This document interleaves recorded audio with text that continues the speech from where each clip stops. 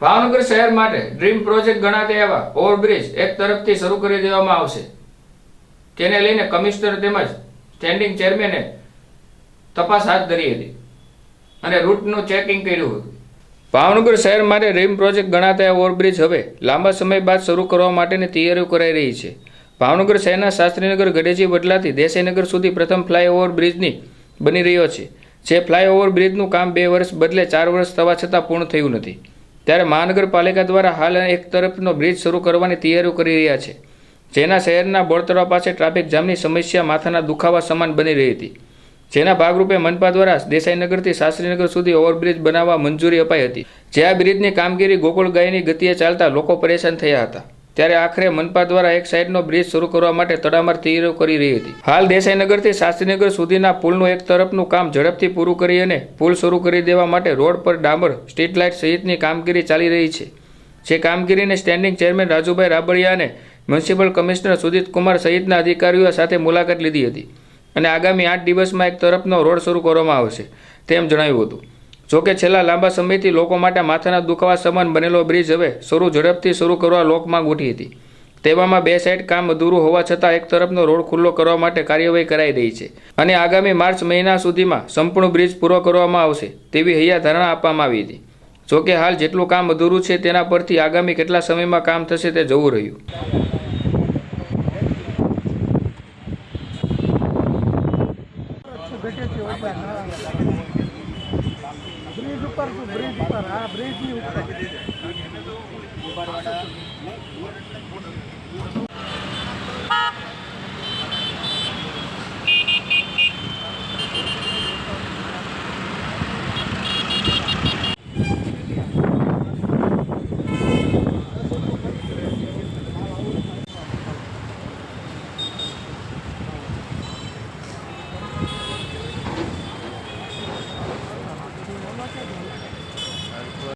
આપ બધા મિત્રો જોતા હશો કે અવારનવાર આપણે એને મુલાકાત કરીએ છીએ. એના સિવાય પણ આપણે ઓફિસમાં પણ આ જે પ્રોજેક્ટ છે એનું સતત મોનિટરિંગ ચાલુ રહે છે.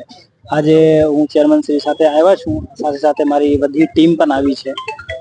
તમે આ બધા જોઈ રહ્યા છો, સ્ટ્રીટ લાઇટની કામગીરી ચાલુ છે, અમુક જગ્યાએ કલર કામ ચાલુ છે, એટલે કે આપણે ફિનિશિંગ ટચ અત્યારે ચાલી રહી છે અને મોટા કામ બધા કમ્પ્લીટ થઈ ગયા છે. શાસ્ત્રીનગરથી દેસાઈનગર સુધી વન વેના. તો આપની ગણતરી છે કે આવતા 7 દિવસમાં આના જે ફિનિશિંગ ટચ પણ આપના પૂરું કરી દેવામાં આવશે. એના પછી આપણે વન વે અત્યારે ખુલ્લું કરવાનું એક આયોજન અત્યારે રાખી છે. અત્યારે બ્રિજના મેઇન આ છે કે જે નાના મોટા જે પેન્ડિંગ કામો છે, જે ફિનિશિંગ ટચના કામો છે, આ આપણે કરી રહ્યા છીએ. સાથે સાથે જે આપણે નીચેના અમુક જગ્યા પતરાઓ છે, આ પતરાઓને પણ સાફ સફાઈ કરીને એમાં પણ જેટલા નીચેના પણ ભાગમાં જેટલા પણ મેક્સિમમ આપણે ખોલી શકશું આટલા આપણે ખોલવું. ભાવનગર મહાનગર પાલિકા દ્વારા ભાવનગર પશ્ચિમ વિધાનસભા વિસ્તારની અંદર સૌથી અમારા ડ્રીમ પ્રોજેક્ટ તરીકે આ ઓવરબ્રિજનું કામ શાસ્ત્રીનગરથી લઈને દેસાઈનગર, આરટીઓ રોડ અને એક ભાગ કુંભારવાડા જે નીચે ઉતરી રહ્યો છે તે આ કુલ મિલાવીને 117 કરોડના ખર્ચે આ નિર્માણાધીન પામી રહ્યો છે. આગામી દિવસોમાં આ બ્રિજને એક લાઇન 2 લેન જે છે એમાંથી એક લાઇન ચાલુ કરવા માટેના અત્યારે ફાઇનલ ઓફ માટે થઈને મારી સાથે ભાવનગર મહાનગરપાલિકાના કમિશનર શ્રી સુજીત કુમારજી અને સાથે વિભાગીય વડાઓ, રોડ વિભાગના કાર્યપાલક, સિટી એન્જિનિયર તેમજ એજન્સી અને પીએમસી સહિત લોકો અત્યારે વિઝિટ કરી રહ્યા છે. ફાઇનલ ઓફ અપાઈ ગયો છે. જે જોઈન્ટ છે એનું ક્યોરિંગ પીરિયડ અત્યારે ચાલુ છે. બંને બાજુ જ્યાં સ્ટ્રીટ લાઇટ નાખવાની છે એના આપ જોઈ રહ્યા છો તેમ સ્ટ્રીટ લાઇટના પોલ પણ ઊભા થઈ રહ્યા છે. ખૂબ નજીકના દિવસોમાં આપણા ધારાસભ્ય શ્રી જીતુભાઈ વાઘાણી, કેન્દ્રીય મંત્રી શ્રી નિમુબેન બામણિયા અને પૂર્વના ધારાસભ્ય સાથે આ તમામ લોકો સાથે સંકલન કરી આગામી દિવસોમાં એક લાઇન આપણે શરૂ કરવા જઈ રહ્યા છીએ. તેમજ શહેર સંગઠનની સાથે પણ આવડું મોટું જ્યારે કામ થયું છે ત્યારે એમના માર્ગદર્શન નીચે અમે કામ કરી રહ્યા છીએ. ત્યારે સૌના સાથ, સૌના સહકાર સાથે, સંકલન સાથે આ બ્રિજનું કામ જે થયું છે એને ઓપન કરવાના છીએ.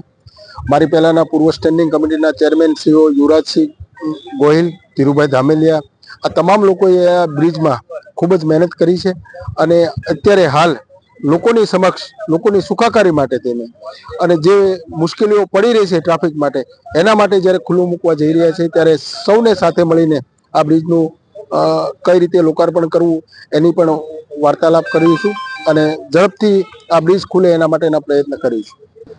જે દેસાઈનગરથી શાસ્ત્રીનગરની એક લાઈન છે અત્યારે સંપૂર્ણ કમ્પ્લીટ છે, જેમાં ફક્ત ને ફક્ત જે જોઈન્ટ છે એનું ક્યોરિંગ બાકી છે. એટલે લગભગ 5 થી 7 ડિસેમ્બર સુધીમાં આ ક્યોરિંગ પીરિયડ પૂરો થઈ જશે. ત્યારબાદ કુંભારવાડા બાજુ જે ઉતરી રહ્યો છે એ આ બ્રિજ શરૂ થશે એટલે એમાં કામમાં સ્પીડ મળશે અને આરટીઓની તમામ ડિઝાઇન આરટીઓ તરફથી જે ઉપર ચડી રહ્યો છે એમની તમામ ડિઝાઇન ફાઇનલ આવી ગઈ છે. એક જ પાન હવે બાકી રહ્યો છે કામ કરવા માટે અને અમારી જોઈન્ટ મિટિંગમાં અમે એવું નક્કી કર્યું છે કે ફેબ્રુઆરી અથવા માર્ચ સુધીમાં આ સંપૂર્ણ બ્રિજને તૈયાર કરીને લોકો માટે ખુલ્લો મૂકી દઈશું.